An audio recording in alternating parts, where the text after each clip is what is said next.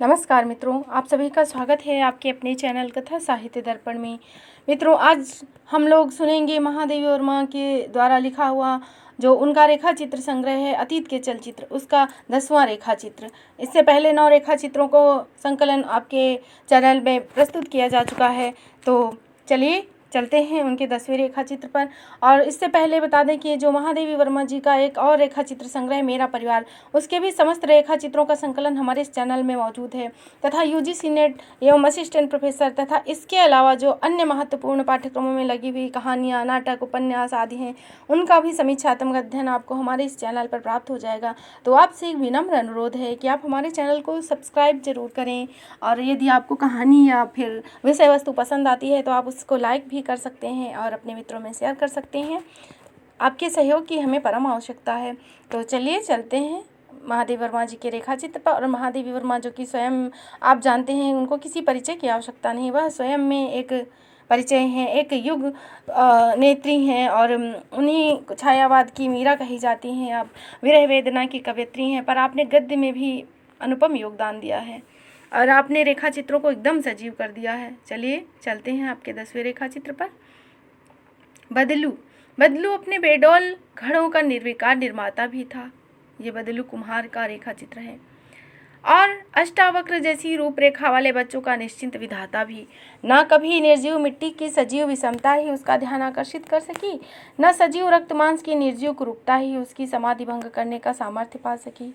मैंने उसे सदा एक कच्चे पक्के टूटे फूटे बर्तनों के ढेर और दूसरी ओर मैले कुचैले नंगे दुर्बल बच्चों की भीड़ से घिरा हुआ देखा। जैसे मिट्टी के बर्तन कुछ सुखाने, कुछ पकाने और कुछ उठाने रखने में टूटते रहते हैं, उसी प्रकार बच्चे भी कुछ जन्म लेते ही कुछ घुटनों के बल चलते हुए और कुछ टेढ़े मेढ़े पैरों पर डगमगा कर माता पिता के काम में सहायता देते हुए चल बसते थे। कभी उनके जन्म या मृत्यु के संबंध में बदलू को सुखी या दुखी देखने का सौभाग्य न प्राप्त हुआ। बदलू का चित्र खींच देना किसी भी चित्रकार के लिए सहज नहीं, क्योंकि वह ऐसी परस्पर विरोधिनी रेखाओं में बंधा हुआ था जो एक स्पष्ट करने में भी दूसरी को लुप्त करने लगती थी। उसकी मुखाकृति सांवली और सौम्य थी, पर पिचके गालों से विद्रोह करके नाक के दोनों ओर उभरी हुई हड्डियों से उसे कंकाल सहोदर बनाए बिना कोई नहीं रह सकता। लंबा इकहरा शरीर भी कम सुडौल नहीं रहा होगा, पर निश्चिंत आकाश वृत्ति के कारण असमय वृद्धावस्था के भार से झुक आया था। उजली छोटी आंखें स्त्री की आंखों के समान सजल थी। एक रस उत्साहहीनता से भरी होने के कारण चिकनी काली मिट्टी में गढ़ी मूर्ति में कौड़ियों से बनी आंखों का स्मरण दिलाती रहती थी। कांपते होठों से निकलती हुई गले की खरखराहट सुनने वाले को वैसे ही चौंका देती थी जैसे बांसुरी में से निकलता हुआ शंख का स्वर। बदलू एक तो स्वभाव से ही मितभाषी था, दूसरे मेरे जैसे नागरिक की श्रवण शक्ति की सीमा से अनभिज्ञ, अतः उससे कुछ कहने सुनने का अवसर कम ही मिलता था। जब कभी आते जाते मैं उसके घूमते हुए चाक पर स्थिर सी उंगलियों का निर्माण कम देखने के लिए रुक जाती, तब वह एक बारगी अस्थिर हो उठता। जब अपनी घबराहट छिपाने के लिए वह बार बार खांस कर गला साफ करता हुआ खरखराते स्वर में खेदन, दुखिया, नत्थु आदि को मछिया निकाल लाने के लिए पुकारने लगता, तब एक चलनी जैसी झरझरी और 3.5 पांयों पर प्रतिष्ठित मछिया का अंधेरी कोठरी से उद्गार करने के लिए बच्चे प्रतियोगिता आरंभ कर देते। तब मैं वहां से विदा हो जाने में ही भलाई समझती। मेरे बैठने से मछिया की कुछ तो संदिग्ध ही हो जाती, साथ ही मटके मटकियों का भविष्य भी खतरे में पड़ सकता था। बदलू का घर मेरे आने जाने के रास्ते में पड़ता था, अतः या तो मुझे लौटने की जल्दी रहती या पहुंचने की। ऐसा अवकाश निकालना कठिन था कि वहां बिता देने से दूसरे के कामों में व्याघात न पैदा हो। हाँ, जिस दिन रधिया अपने द्वार पर मिट्टी छानती या कोई घर का और काम करते मिल जाती, उस दिन कुछ देर रुकना आवश्यक ही नहीं अनिवार्य हो उठता। उससे कमी बरसती आंखों और कभी हंसते होठों से अपने एकरस जीवन की गाथा सुनना अच्छा लगता था। उसकी आंखें, उसके होठ, उसके हाथ पैर सब मानो अपनी अपनी कथा सुनाने को आतुर थे। इसी से शब्दों में उसे थोड़ा सा ही कहना पड़ता था, पर वह थोड़ा इतना मार्मिक रहता कि सुनने वाला शीघ्र ही अपने आप को प्रकृतिस्थ नहीं कर सकता। किसी करुणा रागिनी के समान उसकी कथा जितना उसके हृदय का मंथन करती, उतना ही उसके हृदय का दूसरे के हृदय का भी। अतः अनेक बार उस कुम्हार वधू से अपने आवेग को छिपा लेना मेरे लिए भी कठिन हो जाता।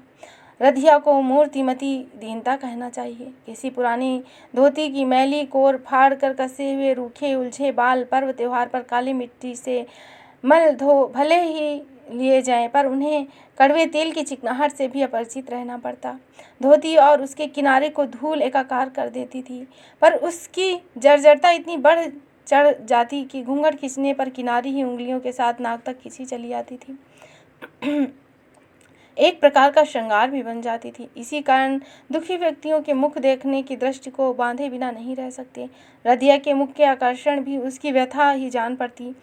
वैसे एक एक करके देखने से मुख कुछ विशेष चौड़ा, नाक आंखों के बीच एक तीखी रेखा खींचती, होंठ के ऊपर गोलाई लिए हुए होती, गहरे काले घेरे से घिरी हुई आंखें ऐसी लगती जैसे किसी ने उंगली से दबाकर उनमें काजल गाढ़ा कर दिया हो। होंठों पर पड़ी हुई सिकुड़न ऐसी जान पड़ती मानो किसी तिक्त दवा की प्याली के निरंतर स्पर्श का चिन्ह हो। इन सब विषमताओं की समष्टि में जो एक असामंजस्यपूर्ण आकर्षण मिलता, वह अवश्य ही रधिया के दुख विगलित हृदय से उत्पन्न हुआ होगा। वह जीवन रस से जितनी निचुड़ी हुई थी, दुख में उतनी ही भीगकर भारी हो उठी। इसी कारण उसमें न हल्कापन था, जो हृदय को स्पर्श करने की शक्ति नहीं रखता, घिसकर गोल से चपटे हो जाने वाले कांसे से कसे मैल से रूखा रूपरेखाहीन लाख की चूड़ियों के अतिरिक्त और किसी आभूषण से रधिया का परिचय नहीं। पर वह इस परिचयहीनता पर खिन्न नहीं होती। गठे हुए शरीर और भरे अंगों वाली वह स्त्री संतान की अटूट श्रृंखला और दरिद्रता का अघट छाया के कारण ऐसा ढांचा मात्र रह गया जिसे चलता फिरता देखना भी विस्मय का कारण हो सकता था। इस वर्ग की स्त्रियों में जो एक प्रकार की कर्कश प्रगल्भता मिलती है, उसका रधिया में सर्वथा अभाव रहा। संभव इसी कारण मेरी उदासीनता का कुतूहल में और कुतूहल का सम्मान के रूप में रूपांतरित होना अनिवार्य हो गया। बदलू के प्रति उसका स्नेह गंभीर और इसी से कोलाहलहीन था। वह न कभी घर की, बच्चों की और स्वयं उसकी चिंता करते देखा गया और न रधिया के मुख से उसके गोबर गणेश पति की निंदा सुनते किसी का सौभाग्य हुआ। रधिया को विश्वास था कि उसका पति कुम्हार, शिरोमणि और अच्छा कलावंत है, केवल लोग ही उसकी महानता से परिचित नहीं हैं। सवेरे उठकर कभी मक्का, कभी जुनरी, कभी बाजरा और कभी जौ चना पीस रधिया जिस कठोर कर्तव्य का आरंभ करती, उसका उपसंहार तब होता जब टिमटिमाते दिए के धुंधले प्रकाश में या फुलझड़ी के समान पल भर जलकर बुझ जाने वाली सिरकियों के उजाले के सहारे कुछ नींदे, कुछ रोते बच्चों में सवेरे की रखी रोटी बढ़ चुकती। बच्चे जीवित थे 5, पर उनकी संख्या बताते समय रधिया उन्हें भी गिनाए बिना नहीं रहती। क्षमा करिएगा मित्रों। जो स्मृति शेष रह गए, मृत 3 बच्चों की चर्चा जीवितों के साथ इस प्रकार घुली मिली रहती कि सुनने वाला उन्हें जीवित मानने के लिए बाध्य हो जाता। अंतर केवल इतना था कि मृत तो कहानी के नायकों के समान केवल कहने सुनने योग्य वायव्य स्थिति में जीवित रहते थे और जीवित अपने कलावंत पिता और मजदूरी माँ के काम में सहायता देते देते मरे जा रहे थे। मिट्टी खोदने से लेकर हाट में बर्तन पहुँचाने तक वे अपने दुर्बल नग्न शरीरों का उतना ही उपयोग करते जितने से उनके प्राणों को शरीर के संबंध विच्छेद न करने का बहाना मिलता रहे। सबसे छोटा 5 वर्ष का नत्थू जब भी अपने बड़े पेट से 10 गुनी बड़ी मटकी को सर पर लाद कर टेढ़े मेढ़े सूखे पैरों पर अकड़ता हुआ हटिया जाने का उत्साह दिखाता, तब न उसके पुरुषार्थ पर हंसी आती थी न रोना। बर्तनों के बेचने से पूरा नहीं पड़ता, अतः अपने जन्मजात व्यवसाय से जीविका की समस्या हल न होती देख रधिया आसपास के खेतों में काम करने चली जाती थी। कभी कभी उसके खेत से और बदलू के हाट से लौटने तक छोटे छोटे बच्चे जीव बाहर के चबूतरे पर या उसके नीचे धूल में जहाँ तहाँ लेट कर बेसुध हो जाती। रधिया जब लौटती तब उन्हें भीतर पुरानी मैली धोती के बिछौने पर एक पंक्ति में सुला देती। उस परिवर्तन क्रम में जो जाग उठता, उसे छीके पर धरी हड़िया में से निकालकर मोटी रोटी का टुकड़ा भेंट दिया जाता और जो सोता रहता उससे स्नेह भरी थपकियों पर ही रात बितानी पड़ती। बदलू भी उसी हड़िया के प्रसाद का अधिकारी था, पर इस सीमित अन्नकोश की अन्नपूर्णा को कब नींद से अपने एकादशी व्रत का पारायण नहीं करना पड़ता, यह जान लेना कठिन होगा। विचित्र ही थे दोनों। पति भोजन नहीं जुटा पाता, वस्त्र का प्रबंध नहीं कर सकता और बच्चों के भविष्य या वर्तमान की चिंता नहीं, पर पत्नी को उसके दुर्गुण ही नहीं जान पड़ते। असंतोष का कोई कारण ही नहीं मिलता। रधिया के किसी बच्चे के जन्म के समय कोई कोलाहल नहीं होता। छोटी लक्की का जिस रात को जन्म हुआ, उसी संध्या तक मैंने रधिया को बड़ा घड़ा भर कर लाते देखा। घड़ा रखकर उसने मेरे लिए वहीं चिर परिचित 3.5 पायों वाली मच्छियाँ निकाल दी। उस पर बहुत सतर्कता से अपना संतुलन करती हुई जब मैं बच्चों से इधर उधर की बातें करने लगी, तब रधिया ने अपने धारहीन हंसिए को चबूतरे के नीचे पड़े पत्थर के टुकड़े पर घिस घिस कर धोना आरंभ किया। मैंने कुछ हंसी और कुछ विस्मय भरे स्वर में पूछा, रात में इसका क्या काम है? क्या किसी का गला काटोगी? उत्तर में रधिया बहुत मलिन भाव से मुस्कुरा दी। दूसरे दिन सोमवती अमावस्या होने के कारण मुझे अवकाश था, इसी से वहां पहुंचना संभव हो सका। बदलू का चाक सदा के समान उदासीनता में गतिशील था, पर बच्चे घर के द्वार पर घेर कर कौतूहल मचा रहे थे। मैंने सकुचाए हुए बदलू की ओर न देख गुकिया से उसकी माँ के संबंध में प्रश्न किया। वह अपने भाई बहनों में सबसे अधिक बातूनी होने के कारण एक सांस में अनेक कथाएं कह चली। उसके नयिका भैया हुआ है ना? माई ने चमारिन काकी को नहीं बुलाने दिया, 1 रुपया मांगती थी, दराती से अपने आप नार काट दिया, उसारे के कोने में गड़ा है, मैया टिटहरी की तरह पांव सिकोड़े आंखें बूंदे पड़ा है, बप्पा ने माई को बाजरे की रोटी दी है, इत्यादि महत्वपूर्ण समाचार मुझे क्षणों में ही मिल गए। तब भीतर झांक कर देखने का निष्फल प्रयत्न किया, क्योंकि मलिन वस्त्रों में लिपटी श्यामांगिनी रधिया तो मिट्टी की धूल, दीवारों से गिरे अंधकार में धूलमिल सी हो गई। अपने भावी कुंभकार को निकट आकर देखने का आमंत्रण पाकर मैंने भीतर पांव रखा। कोठरी में व्याप्त धुएं और तंबाकू की गंध हर सांस को एक विचित्र रूप से बोझिल किए दे रही थी। पिंडोर सी पुती पर दीमकों से चेचकरू दीवारें खड़े खड़े भारी छप्पर संभालने में असमर्थ होकर मानो अब बैठकर थकावट दूर कर लेना चाहती थी। चूल्हे के निकटवर्ती कोने में नाज रखने की मटमैली और काली मटकियों के साथ चमकते हुए लोटा, थाली आदि जेल के कठिन प्राचीर के भीतर एकत्र बिना कास और एकास को बंदी हो रहे थे। घर के बीच में गृहस्वामी के लिए पड़ी हुई झूले जैसी खटिया की लंबाई सोने वालों के पैरों को स्थान देना अस्वीकार कर रही थी। दीवार में बने गड्ढे जैसे आले में न जाने कब से उपच्छित पड़े हुए धूल दूसरे दिए से अपने नाम की लज्जा बचाने के लिए 1 इंच भर बत्ती और 2 बूंद तेल को बचाए हुए थे। ऐसे ही घर के पश्चिम वाले खाली कोने में रधिया अपने नवजात शिशु का जीवन के साथ दरिद्रता से परिचय करा रही थी। आंखें मूंदे हुए ऐसा लगता मानो किसी बड़े पंछी के अंडे से तुरंत निकला हुआ बिना परों का बच्चा हो। नाल जहाँ से काटा गया वहाँ को सूजन भी आ गई थी और रक्त भी जमा हो गया था। मालूम हुआ चमारिन 1 रुपये से कम में राजी नहीं हुई। इसी से फिजूल खर्ची उचित समझ उसने स्वयं ही सब ठीक कर लिया। पीड़ा के मारे उठा ही नहीं जाता था, लेटे लेटे दराती से नाल काटना पड़ा, इसी से ठीक से नहीं कट सका। पर चिंता की बात नहीं, क्योंकि तेल लगा देने से 2-4 दिन में सूख जाएगा। मैंने आश्चर्य से उसका विचित्र माता के मलिन मुख और प्रशांत सौम्य मुद्रा को देखा। उसके लिए मैं अभी हरीरा दूध आदि का प्रबंध करने जा रही हूँ। यह सुन और भी करुणा से मुस्कुराने लगी। जो कहा उसका अर्थ था कि मैं कहाँ तक ऐसे प्रबंध करती रहूँगी, यह तो उसकी जीवन का भार है। चाक के पास निर्विकार भाव से बैठे बदलू को पुकार कर जब मैंने बनिए के यहाँ से गुड़, सोंठ, घी आदि लाने का आदेश दिया तो वह मानो आकाश से नीचे गिर पड़ा। उसकी दुखिया की माई तो कहती थी कि गुड़ देखकर उसको उबकाई आती है, ये खाने से उसके पेट में सूल उठता है। इसी तरह तो वह बाजरे की रोटी देकर निश्चिंत हो जाता है। बदलू को सरल मुख देख जब मैंने अपने मिथ्यावाद के भार से सिकुड़ी सी रधिया पर दृष्टि डाली, तब उस दंपत्ति से कुछ और पूछने की आवश्यकता नहीं रही। बदलू जिस वस्तु का प्रबंध नहीं कर सकता वह रधिया के लिए हानिकारक होती, यह समझते देर नहीं लगी। पर अपने इस दिव्य ज्ञान को छिपाकर मैंने सहज भाव से कहा, जो सब स्त्रियां खाती वह दुखिया की माई को भी खाना पड़ेगा, चाहे उबकाई आए चाहे शूल उठे। उस घर में संतान का जन्म जैसा आडंबरहीन था, मृत्यु भी वैसी कोलाहलहीन आती। मुलिया तेज बुखार में इधर उधर घूम ही रही थी जब चेचक के दाने उभर आए और माई ने पकड़कर घर के अंधेरे कोने में टूटी खटिया पर डाल दिया। लट से घर बुहारना, नीम पर देवी के नाम का जल चढ़ाना आदि जो कर्तव्य रधिया के विश्वास और शक्ति के भीतर थे, उनके पालन में कोई त्रुटि नहीं रही। पर चौथे दिन उसने परम धाम की राह ली। उस बालिका पर बदलू की विशेष ममता थी। इसी से जब उसने यमुना के गंभीर जल में विसर्जित कर उसको वापस हुआ, तब उसके शांत मौन में छिपी हुई गर्म व्यथा का अनुमान कर रधिया ने एक सपने की कथा गढ़ डाली। सपने में देवी मैया उससे कह रहे थे कि इस कन्या को मैंने इतने ही दिनों के लिए भेजा था, अब इसे मुझे लौटा दो। बदलू जैसे बुद्धू व्यक्ति का इस सपने से प्रभावित हो जाना अवश्य संभावित था। जब स्वयं देवी मैया उसकी मूलिया को ले जाने के लिए उत्सुक थी, तब कोई दवा न करना अच्छा ही हुआ। दवा दारू से लड़की तो बच ही नहीं सकती थी, पर उस देवी मैया का कोप सहना पड़ता। फिर उस लड़की का इससे अच्छा भाग्य क्या हो सकता है कि स्वयं माता उसके लिए हाथ पसारे। एक बार मैंने रधिया को उसके झूठ बोलने के संबंध में सारगर्भित उपदेश दिया, पर उसने अपने मैले फटे अंचल से आंखें पोंछते हुए जो सफाई दी वह कुछ कम सारगर्भित नहीं थी। उसका आदमी बहुत भोला है। उसका हृदय इतना कोमल है कि छोटी छोटी बातों से भी धीरज खो बैठता है। घर की दशा ऐसी नहीं कि उतने जीवों को दोनों समय भोजन मिल सके, इसी से वह अपने बच्चों को छोटे छोटे दुखों को छिपा जाती है। अब भगवान उसे परलोक में जो दंड दे, पर किसी का कुछ छीन लेने के लिए वह झूठ नहीं बोलती। रधिया का उत्तर ही मेरे लिए एक प्रश्न बन गया। उसके असत्य को असत्य भी कैसे कहा जाए, और ना कहा जाए तो उसे दूसरे का क्या नाम दिया जाए।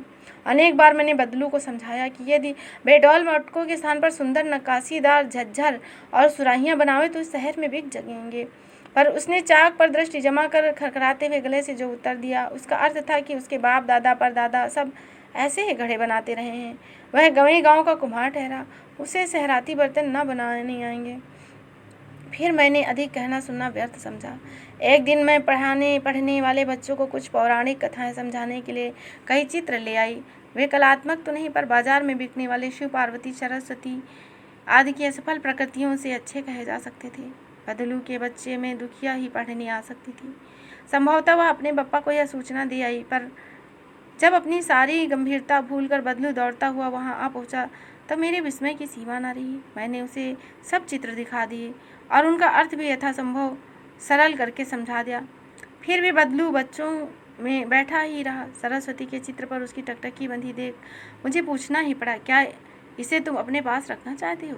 बदलू की दृष्टि में संकोच था। इतनी सुंदर तस्वीर कैसे मांगी जाए? उसके मन का भाव समझकर मैंने उसे वह चित्र दे दिया। वह बालकों के समान आनंदातिरेक से अस्थिर उठा। कई दिनों बाद मैंने बदलू के अंधेरे घर के जर्जर द्वार पर उस चित्र को लेई से चिपका हुआ देखा, और सत्य कहूँ तो कहना होगा कि मुझे उस चित्र के दुर्भाग्य पर खेद हुआ। दिवाली के दिन बहुत से मिट्टी के खिलौने खरीद करना मेरा स्वभाव था। वास्तव में वह ऐसा पर्व था कि जब मिट्टी के शिल्पियों की कारीगरी का अच्छा प्रदर्शन हो जाता, और उस दिन प्रोत्साहन पाकर वे वर्ष भर अपनी कला के विकास की ओर प्रयत्नशील रह सकते थे। आधुनिक सभयुग ने हमारे उत्सवों का उत्साह ही नहीं छीना, वरन इन शिल्पियों का विकास भी रोक दिया। विचारों में उलझी हुई मैं खिलौने सजाने के लिए जैसे ही बड़े कमरे पहुंची, वैसे ही बाहर बदलू का खरखराता हुआ कंठ सुनाई दिया। वह तो कभी मेरे यहाँ आया नहीं। इसी आश्चर्य से और चिंता से कि क्या उसके घर कोई बीमार है या किसी प्रकार की आपत्ति आई है, बरामदे में आकर देखा। मैले कपड़ों में सचाया सा बदलू एक टूटी डलिया लिए खड़ा है। कुछ आगे बढ़कर जब मैंने उस डलिया के सामने उस पर हटा हुआ फटा कपड़ा हटाया तब मैं अवाक रह गई। बदलू ने एक सरस्वती की मूर्ति बनाई थी, सफ़ेद और सुनहले रंगों से चित्रित। मूर्ति की प्रशांत मुद्रा को उसके शुभ्र वस्त्र, सुनहले बाल, सुनहली वीणा और लाल चोंच और पैरों वाले सफ़ेद हंस ने अपनी सौम्यता प्रदान कर दी। एक बाल की लट जितनी कला से बनाई गई थी, उससे तो बनाने वाला बहुत कुशल शिल्पी जान पड़ा। पूछा किससे बनवा लाए हो इसे? जो उत्तर मिला उसके लिए मैं कभी प्रस्तुत नहीं थी। बदलू ने सजल नेत्रों से और सूखे बेडौल हाथों को फैलाकर उसने अपने ही हाथों से बनाया है। विश्वास करना सहज न होने के कारण कभी मूर्ति और कभी बदलू की ओर देखती रही। क्या यह वही कुम्हार है जिसने 1 वर्ष पहले सुंदर घड़े बनाने में असमर्थता प्रकट की थी? मुख से निकल गया, तुम तो गांव के गंवार कुम्हार हो। जब नक्काशीदार घड़ा बनाना असंभव लगता है तो ऐसी मूर्ति बनाने की कल्पना कैसे कर सके? धीरे धीरे सत्य स्पष्ट हुआ। सरस्वती के चित्र को देखते देखते बदलू के मन में कलाकार बनने की इच्छा जाग उठी। जहाँ तक संभव हो सका उसने सारी शक्ति लगाकर उस चित्रगत सौंदर्य को मिट्टी में साकार करने का प्रयत्न किया। कई बार असफल रहा, पर निरंतर अभ्यास से आज सरस्वती की ऐसी प्रतिभा बनाकर लाया जो मुझे उपहार देने योग्य हो सकी।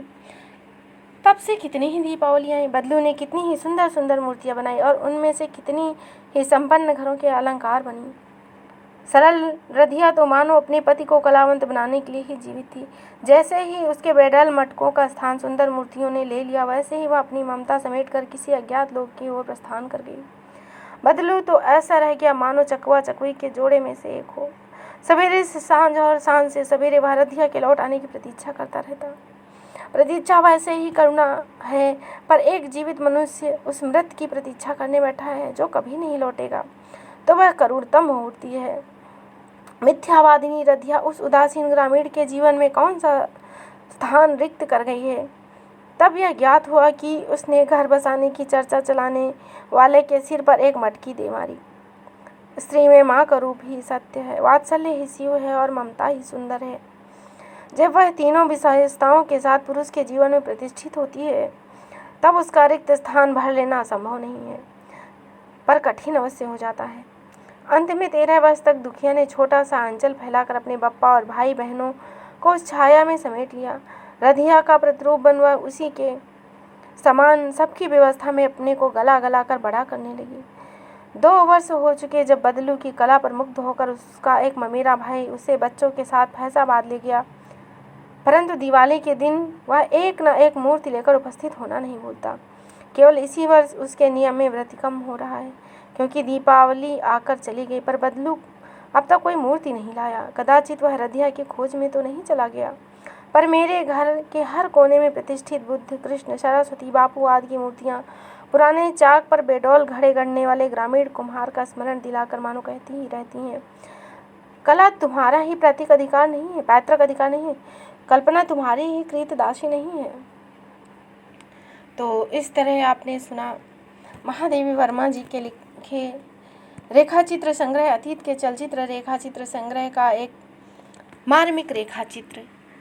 अब इसके बाद 11वां रेखाचित्र हम पढ़ेंगे, क्योंकि इसमें 11 ही रेखाचित्र हैं जिनका संग्रह अतीत के चलचित्र में किया गया है। आशा है आपको यह पसंद आया होगा। तो इसी प्रकार महत्वपूर्ण तथ्यों को जानने के लिए आप हमारे चैनल को सब्सक्राइब करें। यदि कहानी या तथ्य पसंद आए तो उन्हें लाइक करें, अपने मित्रों में शेयर करें और कमेंट के माध्यम से अपने सुझाव देना ज़रूर सुझाव दें, उनको ना भूलें। तो फिर मिलेंगे इसी तरह महत्वपूर्ण तथ्यों के साथ। तब तक के लिए जय हिंद, जय हिंदी, धन्यवाद।